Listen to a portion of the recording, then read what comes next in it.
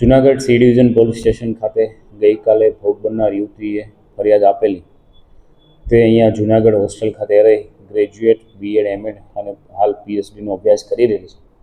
2023માં પ્રફુલ્લ ઉર્ફે પ્રથમ માધવજીભાઈ વેગડા, જે મધુરમમાં રહેતો હોય અને પ્રાઇવેટ સંસ્થામાં છે એ નોકરી કરતો હોય, તેના સંપર્કમાં આવેલ.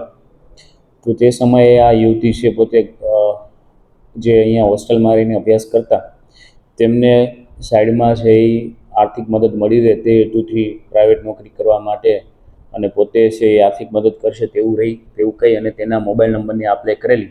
ત્યારબાદ આ યુવતીની સાથે શરીર સંબંધ રાખેલા અને આગળ જતાં છે આ જે ભોગ બનનાર યુવતી છે તેને જણાવેલું કે જો હવે તેની સાથે શારીરિક સંબંધ નહીં રાખે તો તેના પરિવારને જાણ કરશે અને સમાજમાં તેની બદનામી કરશે.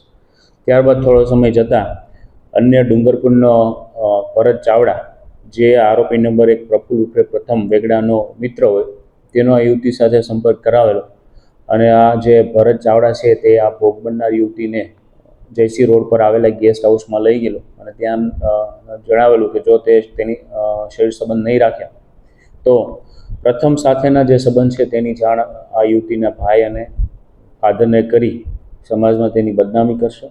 આથી આ યુવતી ગભરાઈ ગયેલી કે જો તેના પરિવારના ખ્યાલમાં આવે તો તેનો અહીંયા જે અભ્યાસ પણ મૂકી દેવો પડે તેના ડરથી છે આ અન્ય આરોપી નંબર 2ના સાથે પણ સંબંધ રાખેલો.